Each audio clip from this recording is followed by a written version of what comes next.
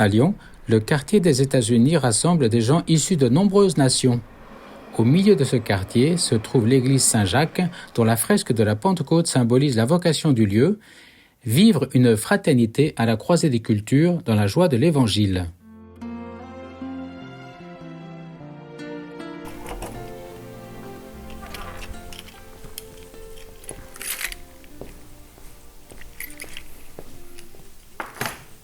Je m'appelle Bruno Desroches, je suis marié, père de 3 enfants et je me suis lancé dans la peinture religieuse en 2019 après 11 ans d'enseignement en école d'art. Et voilà, ça correspond pour moi à un appel profond et assez ancien de peindre les scènes bibliques pour me mettre au service de la mission de l'Église. Donc oui, j'ai la chance d'être accueilli. J'ai la chance d'être accueilli à Médine, qui sont les locaux de l'école Sainte-Marie pour le post-bac. Et donc, vous voyez la vue absolument magnifique. C'est une manière de s'élever un peu l'esprit que de s'élever sur la colline de Fourvière et d'avoir Marie qui est pas loin avec la basilique et d'avoir ce magnifique paysage. C'est inspirant. Alors l'œuvre que je vais peindre n'est pas une fin en soi. Voilà, on n'idolâtre pas des œuvres d'art, hein, contrairement à ce que certains pourraient penser ou parfois désirer. Non, c'est pas le but. L'œuvre en soi n'est pas importante. L'artiste qui la réalise n'est pas important non plus. La finalité, c'est vraiment la rencontre entre le spectateur et le bon Dieu, entre le spectateur et cet Esprit Saint qui est évoqué ici. Nous voulons que l'Esprit Saint vienne visiter notre communauté paroissiale, nous aide à ouvrir la porte de nos églises, de nos maisons pour aller porter la parole de l'Évangile à tous. Voilà, alors le projet de la fresque de la Pentecôte est venu en 2021 quand le père Yves Guerpillon, qui était le curé de Notre-Dame de la Miséricorde, dont l'église Saint-Jacques fait partie, est venu me voir quand j'étais en train de peindre le retable de la Trinité et m'a proposé de participer au grand projet de restauration de l'église.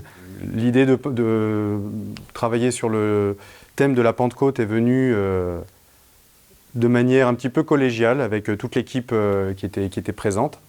Donc c'est à la fois évoquer la Pentecôte qui est narrée dans les Actes des Apôtres, mais c'est aussi en mettant en scène mes contemporains, les gens qui habitent avec moi à mon époque, comme ça s'est toujours fait dans l'histoire de l'art, et ce que l'Église a toujours aussi soutenu.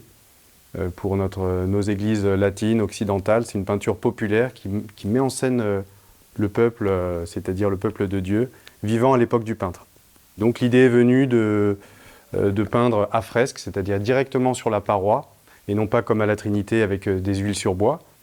Et pour cette fresque de cœur, pour peindre le Christ, il faut vivre avec le Christ. Alors bon, c'est tout un chemin en tout cas, de me mettre à son école. Et puis là, j'ai les fresques de Raphaël ici, qu'il a réalisées pour le Vatican, et les stanzas, les appartements du pape Jules II. Alors voilà, j'ai mes bouquins à côté de moi, et puis mon ordinateur sur lequel il y a mes évangiles enregistrés, mes évangiles audio que j'écoute en travaillant. C'est vraiment l'ambiance que je choisis. J'ai commencé à réaliser toute une série de croquis pendant des semaines et des semaines pour essayer de fixer un petit peu ma scène, voir s'il y aurait du décor ou pas. Voilà, les tout premiers croquis au début avec une vision plus en gros plan. Voilà. Donc là, c'est vraiment le tout début. Et donc, je commence par des croquis. Et je recommence, j'essaye de vraiment placer chaque personnage de manière équilibrée. Ensuite, je commence les épreuves couleurs. Donc là, on a une petite huile sur carton, sur papier, en première version, deuxième version ici, où je cherche mes couleurs. Donc j'ai essayé d'avoir une ambiance très très chaude, qui n'était pas le cas au début. Sur ma première esquisse couleur, on était un peu trop bleuté, un peu trop froid, puis je me suis dit, non mais c'est pas bon. La Pentecôte, c'est les flammes qui sont sur la tête des apôtres. Et ensuite, je suis passé à la pose des acteurs. Alors la lumière du Saint-Esprit vient comme ça. Donc vous voyez, c'est un peu comme si la colombe était au milieu de nous. Et donc c'est déjà aussi un beau partage que de réaliser ces tableaux vivants. On le fait de manière à la fois détendue et en même temps sérieuse, c'est-à-dire que on revit d'une certaine manière la scène aussi. Donc c'est une manière de la réactualiser déjà en la jouant. Et moi je pars de photos, donc je prends en photo ces acteurs. Voilà, vu le rythme de vie des gens, je ne peux pas leur demander des heures de pause in situ, donc voilà, je pars essentiellement de photos. Donc ce que j'ai retenu de cette photo, c'est pas, je dirais, la copie exacte du portrait, mais c'est plus l'arrivée d'une lumière, par exemple, la position des mains, je l'ai un petit peu changée, l'expression du visage, le sourire, voilà, la présence de la Vierge. Donc autant de petites références qui me permettent de préciser mon dessin. Et donc on a les 12 apôtres au premier plan. Alors Saint-Jacques, si vous regardez bien, il est ici, avec sa petite coquille Saint-Jacques sur la poitrine. Voilà mon Saint-Jacques, puis il est en plein milieu aussi, voilà, un peu lumineux, un peu mis en valeur. La Vierge Marie, qui fait allusion à Notre-Dame de la Miséricorde. Et puis là, celui-ci, pour moi, il m'évoque un peu Saint-Pierre. On a un Saint-Jean qui est juste derrière la Vierge ici, qui veille un peu sur elle peut-être. Voilà. Puis les autres, ils sont de différents âges, différentes corpulences, différentes couleurs de peau aussi, à l'image de la communauté paroissiale de la Miséricorde. Et puis on a 5 femmes aussi dans le fond, qui sont évoquées dans les Actes des Apôtres, comme quelques femmes priaient avec la communauté apostolique qui attendait la Pentecôte. Et puis on a cette porte ouverte ici qui est juste évoquée. C'est le seul détail qui décrit un peu l'espace du cénacle. Et cette porte ouverte évoque l'immédiate sortie des apôtres après avoir reçu l'Esprit Saint. Cette sortie des apôtres dans le monde pour y porter leur foi, pour y porter leur joie, pour y partager les 7 dons qu'ils viennent de recevoir. Alors là, il y a ma palette avec laquelle je travaille. Donc vous voyez qu'elle est assez organisée entre les couleurs chaudes d'un côté et les couleurs froides de l'autre. Et puis quand les deux se rejoignent, eh ben, on a les couleurs intermédiaires, parfois un peu grisées. Et donc là, c'est ma palette de gouache aquarellée. Donc voilà, en mettant beaucoup d'eau dans la gouache, on a quasiment le rendu de l'aquarelle, puisque à fresque, la peinture sera une peinture à l'eau. Donc plus proche que la peinture à l'huile, on a l'aquarelle, qui permet d'obtenir déjà, de rechercher déjà un peu le rendu que sera la fresque, c'est-à-dire un rendu un petit peu plus léger, plus aérien. C'est bien pour le thème de l'Esprit Saint.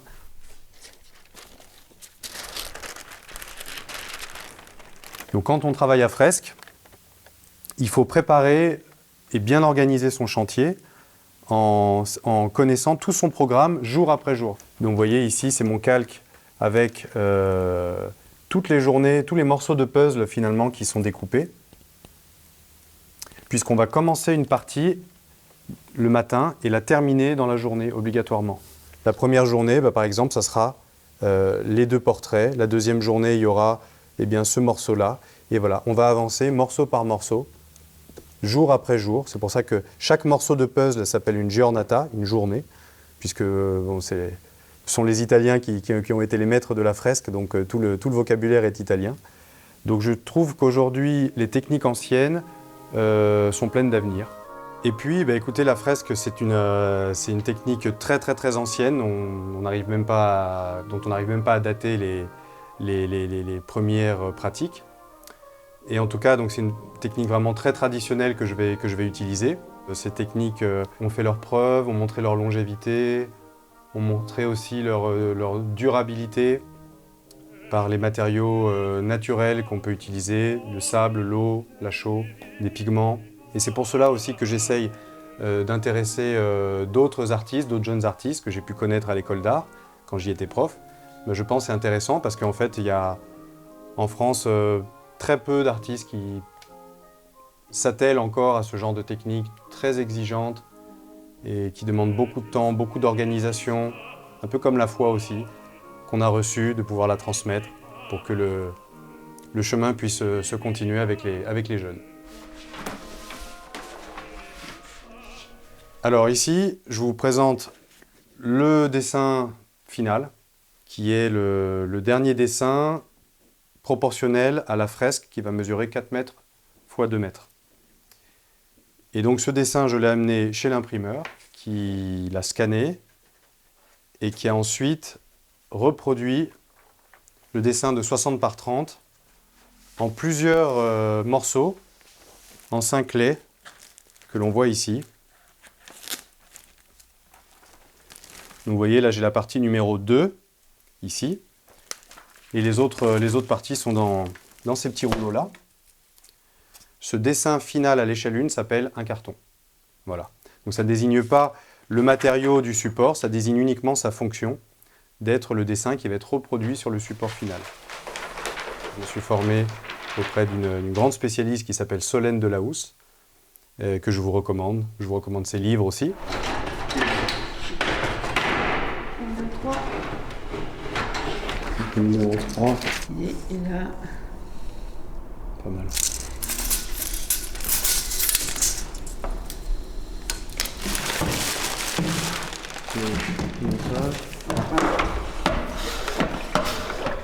Ok. Il y en a pas mal. Ça va de là à là. Ouais, C'est pas mal, hein? Donc, est-ce qu'il y a de l'humidité actuellement? Oui.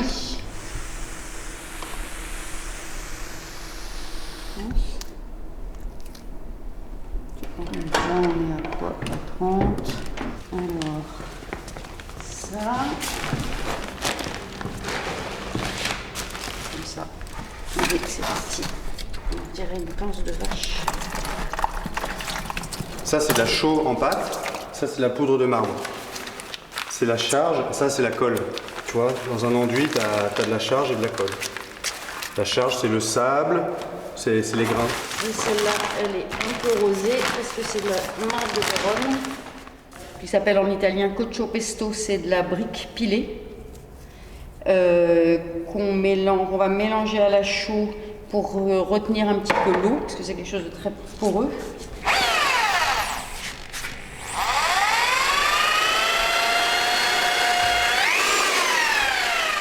Un volume de chaux en pâte pour 3 volumes de charge.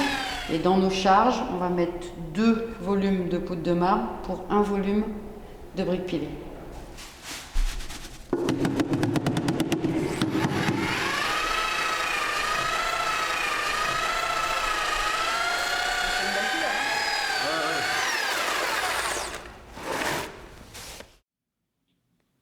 Quand arriva le jour de la Pentecôte, au terme des 50 jours après Pâques, ils se trouvaient réunis tous ensemble.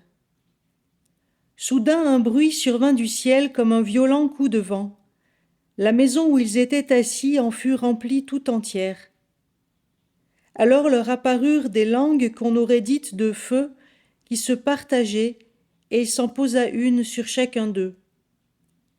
Tous furent remplis d'Esprit Saint. Ils se mirent à parler en d'autres langues, et chacun s'exprimait selon le don de l'Esprit. Or il y avait, résidant à Jérusalem, des Juifs religieux venant de toutes les nations sous le ciel.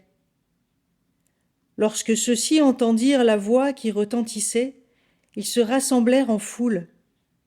Ils étaient en pleine confusion parce que chacun d'eux entendait dans son propre dialecte ceux qui parlaient. Alors, petite présentation rapide des couleurs. Donc, pour travailler la fresque, on utilise des pigments de couleur, des poudres de couleur qu'on va tout simplement mélanger à l'eau. Donc, vous voyez ici, j'ai préparé mon petit meuble avec les petits pots dans lesquels je vais mélanger de l'eau et chaque couleur. Donc, vert forêt du sombre au clair, vert de chine clair du sombre au clair. Et donc, en fait, on travaille à la détrempe, c'est-à-dire qu'il n'y a pas de liant, il n'y a pas de colle qui va lier les particules de couleur, comme c'est le cas dans la peinture à l'huile. Le liant, c'est l'huile, qui va permettre de coller entre elles les petites particules de couleur, de pigment. Là, la colle, en fait, est déjà sur le mur, puisque le matin, vous savez, on a enduit la partie que l'on va traiter. Donc la colle, c'est la chaux. Voilà. Et ensuite, lors du séchage dans la journée, le lendemain, la chaux va carbonater, elle va sécher et va enfermer les particules de couleur dans un calcaire en reformation. Voilà, c'est le principe de la fresque. Donc ici, on a les pigments. Alors les bleus sont difficiles à obtenir de manière naturelle. Donc ce sont des bleus souvent de synthèse, voilà, qui datent du 19e siècle pour la découverte des bleus de synthèse. Par exemple, pour le bleu outre-mer, sinon il faut acheter du lapis lazuli qui vaut des milliers d'euros le kilo. C'est pour ça que les bleus ont été synthétisés chimiquement. Les verts, ça dépend. Ici, c'est un cobalt, donc c'est quand même, il se trouve dans la nature. Voilà. Là, pareil, c'est un bleu de céruléum synthétique. Et puis sinon, on a les ocres, les terres, donc là, qui sont naturels, qu'on trouve aussi en France, dans le sud. Et voilà, il y a des carrières d'ocre. Le jaune, eh ben, on a ici du cadmium aussi, du cadmium jaune qui peuvent se trouver dans certaines mines. Voilà. Et puis sinon, voilà, rouge de cadmium aussi. Donc là, c'est des pigments qui sont très chers parce qu'ils sont très vifs, ils sont de très bonne qualité, ils ont une excellente tenue à la lumière et excellente longévité aussi. Donc vous voyez, je vais utiliser les meilleurs matériaux pour la fresque de Saint-Jacques. Ça, c'est important.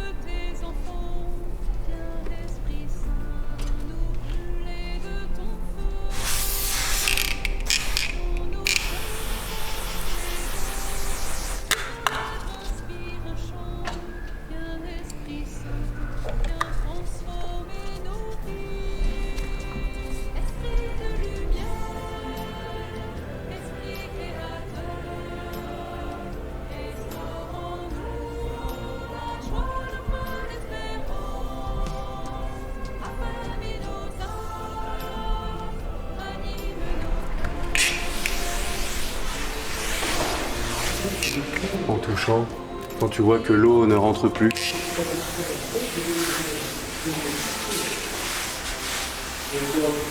Ça, c'est bientôt fini. Je vais marquer l'emplacement des surfaces à enduire, grossièrement, pour ne pas enduire trop, parce que ça prend du temps et après il faut faire tomber l'enduit.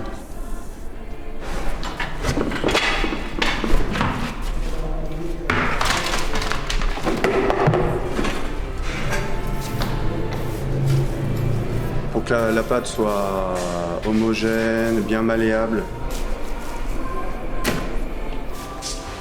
et qu'il n'y ait pas de morceaux trop humides et d'autres trop secs. Donc je vais commencer de droite à gauche et il ne faut pas abîmer ce qui a déjà été peint, évidemment.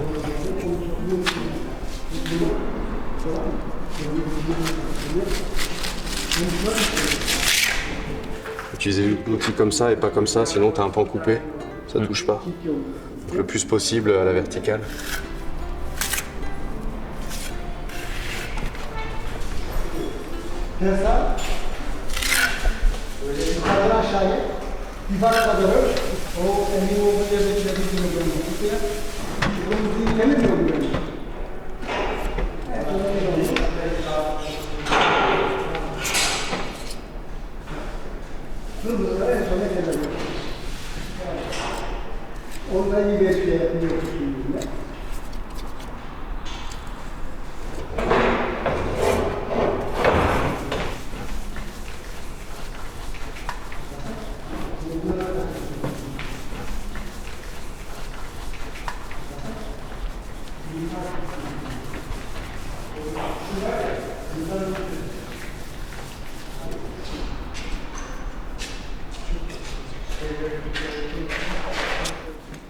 Surtout pas mélanger le blanc avec le rose, parce que ça salit tout le blanc après pour peindre dessus.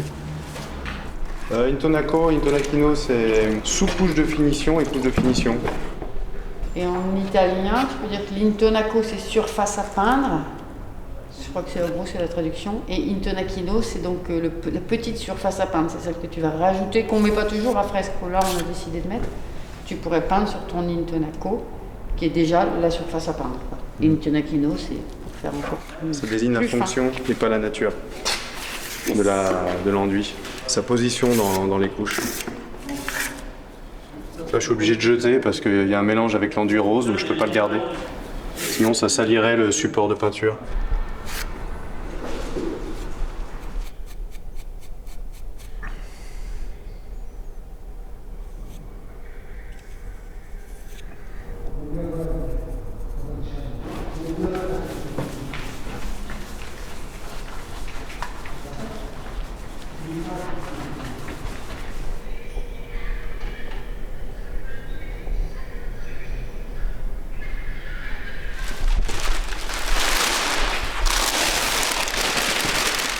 Voilà, donc ce dessin, pour pouvoir le reporter sur l'enduit à la chaux, il faut le piquer pour que, en piquant tous les contours des personnages, on obtienne finalement une silhouette selon ce qu'on veut obtenir. Si on veut avoir une ligne continue, il faut obtenir un trait continu. Donc c'est-à-dire qu'on fait un petit trou tous les 3 ou 4 mm.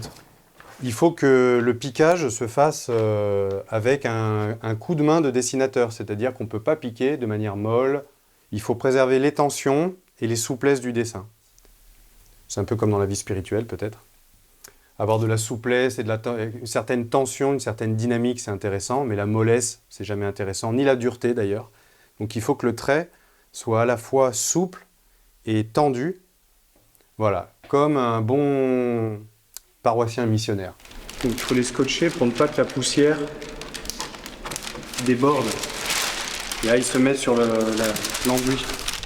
On va ensuite pouvoir positionner sur la paroi de la fresque, puisqu'on peint directement sur la paroi. Une poncette, c'est du tissu avec du pigment à l'intérieur. Et ce dessin reproduit par petits points s'appelle le poncif, c'est-à-dire le report du carton, le dessin à l'échelle 1 définitif, sur la paroi enduite. Donc un poncif, vous voyez, c'est comme dans les discussions quand on dit ce que tu viens de répéter là, c'est connu, tu as dit un poncif, c'est-à-dire tu as dit quelque chose d'existant, tu as reproduit quelque chose qui existait déjà. Voilà, pour le carton et le poncif. Dans la stupéfaction et l'émerveillement, il disait « Ces gens qui parlent ne sont-ils pas tous galiléens ? Comment se fait-il que chacun de nous les entende dans son propre dialecte, sa langue maternelle ? Parthes, Mèdes et Élamites, habitants de la Mésopotamie, de la Judée et de la Cappadoce, de la province du Pont et de celle d'Asie, de la Phrygie et de la Pamphylie, de l'Égypte et des contrées de Libye proches de Cyrène, Romains de passage, Juifs de naissance et convertis, Crétois et Arabes, tous nous les entendons parler dans nos langues des merveilles de Dieu. Ils étaient tous dans la stupéfaction et la perplexité, se disant l'un à l'autre « Qu'est-ce que cela signifie ?» D'autres se moquaient et disaient « Ils sont pleins de vin doux. »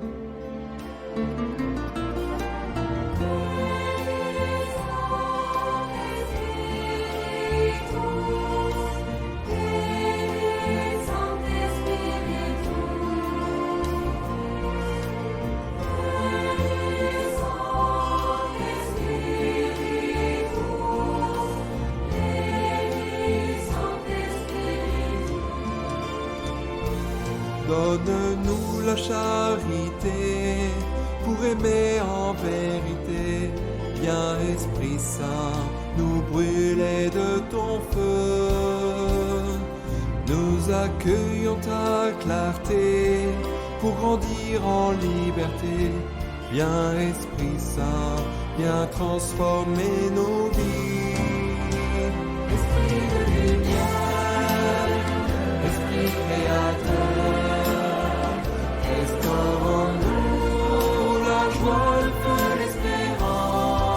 donc c'est plus qu'une simple décoration du cœur de l'église qui est en train d'être refait. C'est plus qu'un simple ornement esthétique.